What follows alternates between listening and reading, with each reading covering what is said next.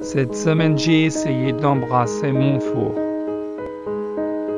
Il a refusé mes avances. Refusé.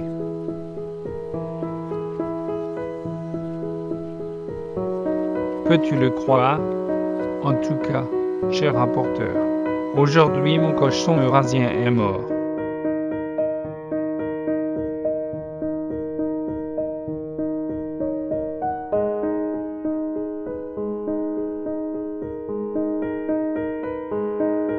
La crêpe la plus douce est toujours le côté beurre vers le bas, et pourtant, mon amour, vous semblez toujours être recouvert de confiture.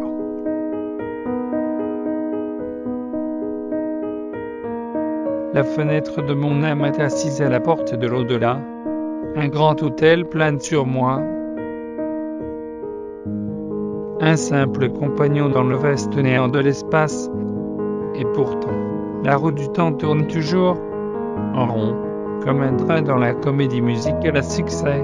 Le loyer, la sibilance de tes chants sacrés m'a captivé, me forçant à tomber encore plus loin sur tes genoux. 17 boussoles se dirigent toutes vers le nord. Le sommeil le plus profond n'est jamais le plus ensoleillé. Les gouttes de rosée sur les feuilles ne peuvent fleurir qu'une fois tous les quelques milliers d'années.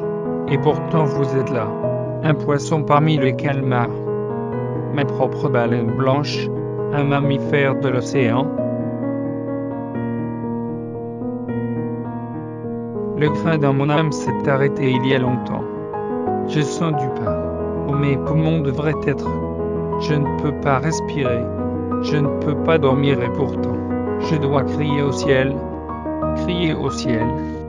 Pourquoi est-ce arrivé? Pourquoi mon chat s'est-il soulagé sur le tapis? Je m'assieds encore. Dans la pensée. Mon respect pourrait ne pas revenir. Mais avec le temps, il pourrait redevenir fort. Je réfléchis au miracle de la naissance, à la peur de la mort. Pourquoi devait-il en être ainsi?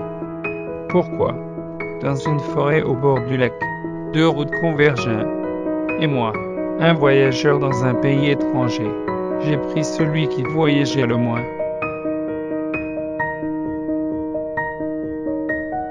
Malgré vous, mon chat, quittant ce royaume mortel, je comprends votre vitesse à laquelle se laissait passer. Une baleine géante pourrait être une métaphore pour certains, mais la fureur dans laquelle je chasse l'or en réalité. Mais moi, le 18e, je me dirige toujours plus vers l'ouest.